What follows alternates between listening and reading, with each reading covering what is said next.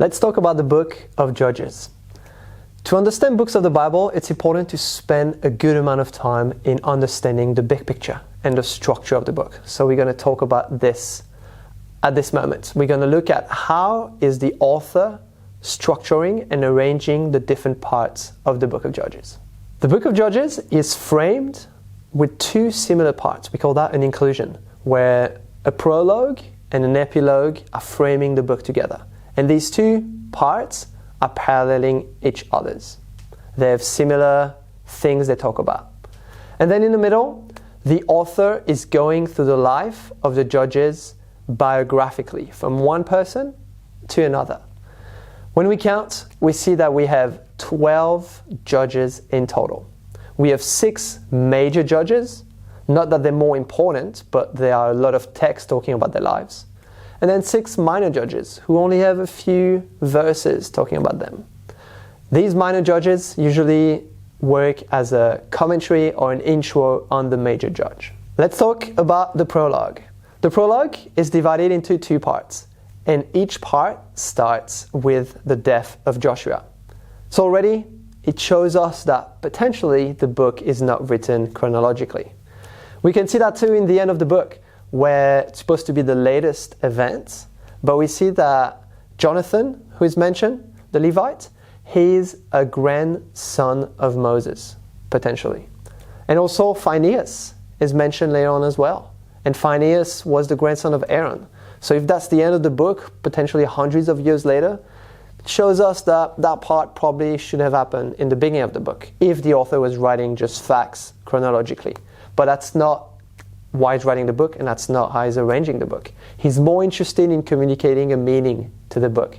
So he's putting things together in a very specific manner. And we have to understand how he arranged the book to understand what he wants to communicate. The first prologue, the first part of the prologue, mentions the conquest, and it starts pretty well. Judah, Simeon, they're conquering the land of the Canaanites. That's what they were supposed to do, right? Joshua died, and then said, you guys have to continue to finish the conquest. But then after that, we see a progression, that it's going from good to worse, where at some points they try to conquer, but they allowed the Canaanites to live at a distance. And then they say, okay, the Canaanites can live among us. And then it says, Israelites can live among the Canaanites. And then the Israelites are allowed to live at a distance. And then they can't even conquer the land. So Israel failed to conquer the land. And this first prologue is pointing to this. And that will be repeated at the end of the book and used as well. The second part of the prologue is pointing to the unrighteousness and immorality and idolatry of Israel. And also it introduces the cycle of the book of Judges. This cycle starts with the Israel doing what is evil in the sight of the Lord. And you'll see this sentence repeated throughout the whole book. Then Israel, because of that, God will deliver them to the enemy nation. And this enemy nation will subdue Israel for a certain amount of years. After that, Israel, because of that, they will cry out to the Lord for delivery. Because of that, God responds and sends a judge. He says the Lord will send a deliverer. This deliverer is raised and will come and will defeat the enemy nation. And then, because of that, Israel will have rest for a certain amount of years. And after that, they go back to doing evil in the sight of the Lord. And so there's just a cycle that repeats itself all the way throughout the book. So in this prologue, we see the introduction of this cycle. And then we'll move to the main part, the middle of the book. In the middle of the book, we have 6 major judges going through this cycle. Othniel, the first judge, is a representation of this full cycle. And just each part of it, we can see them in Othniel. And then it goes to different judges, and you'll see sometimes some parts are not mentioned. So that'll be important to notice and to ask, why isn't that part mentioned? Now let's say something about Abimelech. Abimelech is not a judge, is not raised by God, is self-proclaimed king. So Abimelech works as an anti-judge figure, and I wouldn't count him as the 6 judges. In the story of Gideon, we have a cruciality, a turning point in the book, because it seems like the first few judges with Othniel, Ehud, Deborah, Barak, they're pretty decent judges, right? They're not too bad. And then the first half of the life of Gideon, He's alright, he's a bit afraid, but he still kind of does the things that God asked him to after many attempts. But then towards the end of his life, it starts to go worse. And what does he do? He acts like a king and he takes the pillages of war.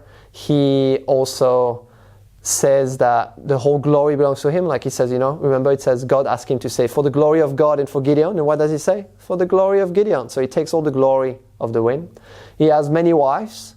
He has some evil sons. And worst, he makes a shrine, an idol for the whole of his Israelites to come after.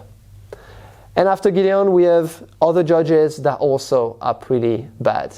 It shows the degradation of even the deliverer that are raised by God. This shows us and points us to a lot of other progressions that are happening in the book, where things are moving towards a high point or a low point, we would say. It's showing the degradation of the nation of Israel. So let me show you a few of these progressions. The first one is the idea that the book starts with a marriage between Othniel and Achsah. And then we see that Gideon has many wives. And then we see Samson going to the prostitutes. See the idea of marriage going from good to worse. Also, the portrayal of women in the book. There are many women mentioned. And it's pretty good in the beginning. Achsah is asking for an inheritance. Then you have Deborah judging the whole country of Israel and helping Barak. You have Jael killing the enemy. But then you have women portrayed as prostitutes, the concubine caught in many, the virgins being stolen for the Benjaminites. And so you have the portrayal of women really degrading. There's also the unity between the tribes changing. It starts with Judah and Simeon working together. And then you have the Ephraimites starting to complain about other tribes and then almost like fighting each other. And at the end, complete civil war between Benjamin and the other tribes. The years mentioned of the rest of Israel after a judge came are decreasing. But the years of oppression of the enemy are increasing. The number of minor judges mentioned in one after another, like close together, is also increasing. You see that also it starts in the book and the whole Israel is fighting. Then you have a tribe is fighting. Then you have only 300 that are fighting. And then one person with Samson. So again, another progression. Many progression in this book. Let me point a few more to you.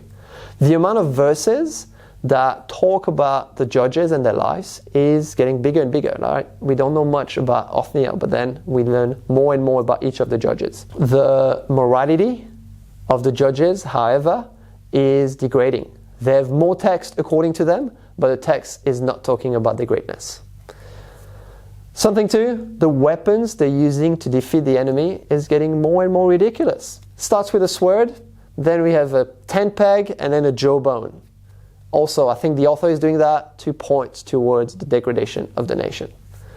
Another law of composition that is important to look at in narratives is the law of principality, which means, are there anything that are emphasized or de-emphasized by the author?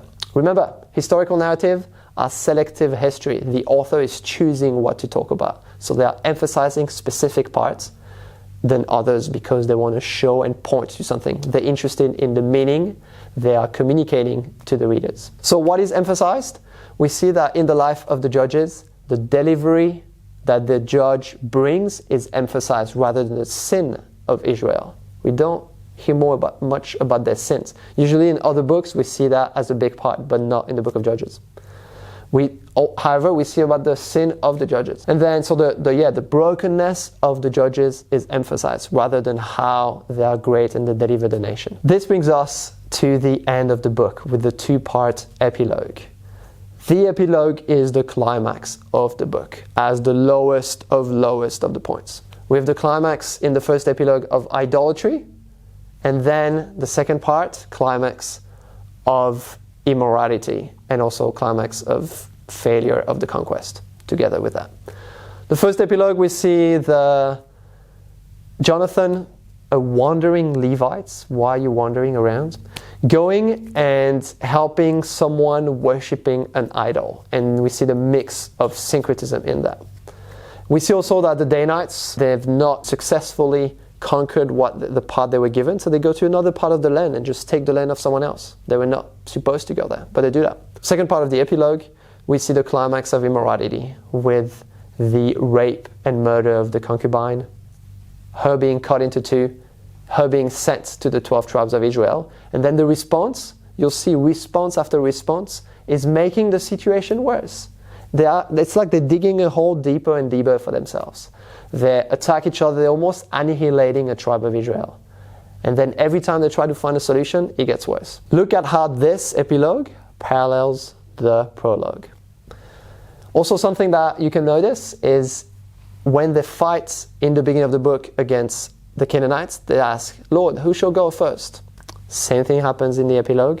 Lord, who should go first? I think the author is connecting this to show that they were supposed to take the Canaanites, but instead they're conquering themselves. They're fighting against each other instead of fighting together against the Canaanites.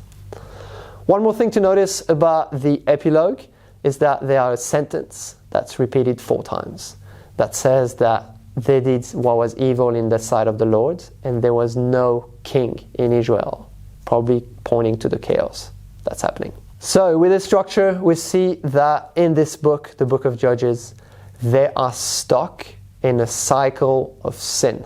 It's not just a cycle, it's a downward spiral going down and down from worse to worse. They are stuck and they can't get out of it. What we see as well is they are becoming like the Canaanites. They were supposed to conquer them, but instead, because they failed that, they're becoming like them. We see that with Jephthah. He's sacrificing his daughter, which is a typical Canaanite thing to do with the worship of Molech when you sacrifice your firstborn.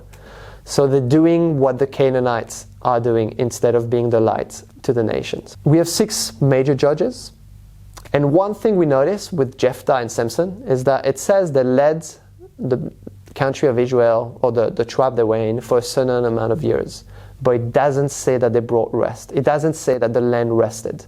This, I think, points us to creation. 6 days of creation going towards the rest as God is creating the world.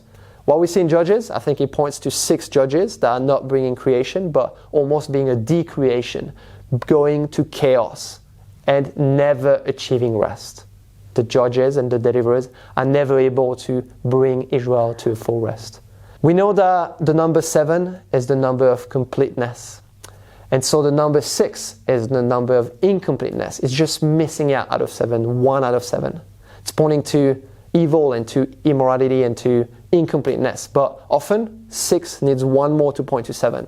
So I think what's happening here is showing the insufficiency, the incompleteness of the 6 major judges. They are not enough to get Israel out of this cycle. And they're pointing to a 7th judge. A 7th judge that will come one day and that will take his people out of the cycle of sin and that will bring repentance, bring grace to get them out of this cycle and also bring them into true rest, like Hebrews tell us about Jesus Christ. And so this book is so interesting, and we need to spend time in the big picture, in the structure, to see what the author is doing. This book is not about following the example of the judges like Gideon or Samson we might have heard when we were younger. This book is pointing to them as not example to follow, but it's pointing to the needs of a perfect deliverer to come. This was the book of Judges.